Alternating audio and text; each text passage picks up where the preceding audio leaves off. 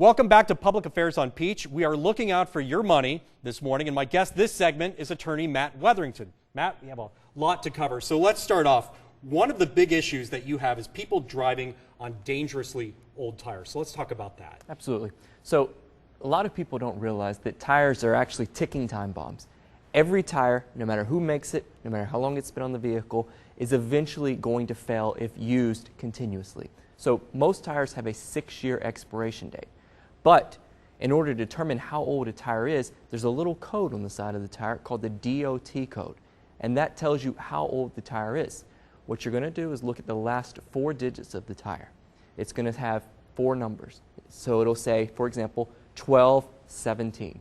What that means is that the tire is made the 12th week of 2017. Also, every year, about 1 person dies a day from a tire failure. Most of those tire failures are aged and dangerous or recalled tires. Excuse me. Every day, at least 1 person dies from a tire failure.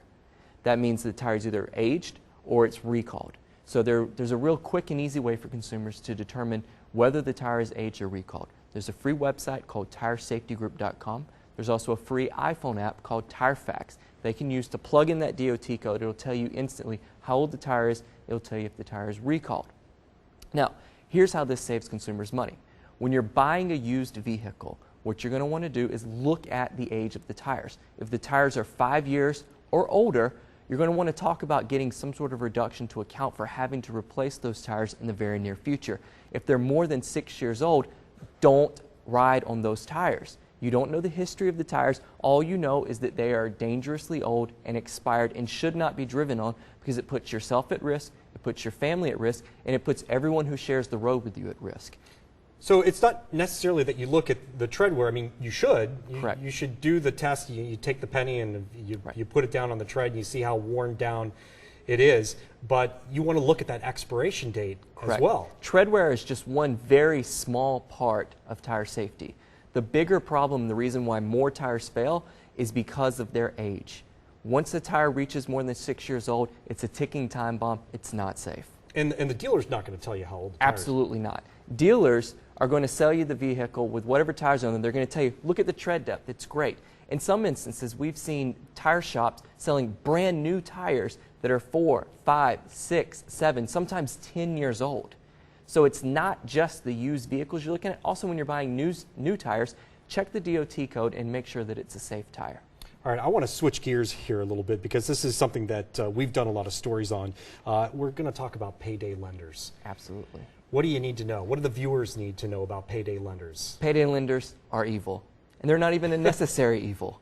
They are exploiting our communities. They're preying on the elderly. They're preying on the individuals who are disabled, and they're taking money out of our economy to make executives rich. It needs to stop in Georgia. And one of the things that we've been doing stories on lately is the checks that you get in the mail from a lender saying, here's some money.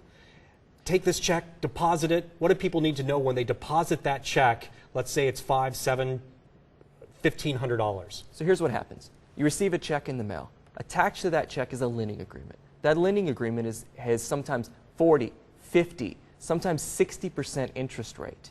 Then when you deposit the check, you're locked into that contract. And what will happen is you'll get a phone call maybe 5, 10 days later, and they'll say, hey, that 50% interest rate's kind of high. Why don't you let us give you a little bit more money and we'll lower the interest rate. Then that compounds and you get more and more money at lower and lower interest rates, but eventually you can't afford to make even the base monthly payments. You're locked into a cycle of debt and you eventually will not be able to make payments, get sued, and go bankrupt. Yeah, and the key is you just don't want to do it. Matt, thank you so much for coming here to talk to us about that. Protecting your money and your identity at tax time when Public Affairs on Peach returns.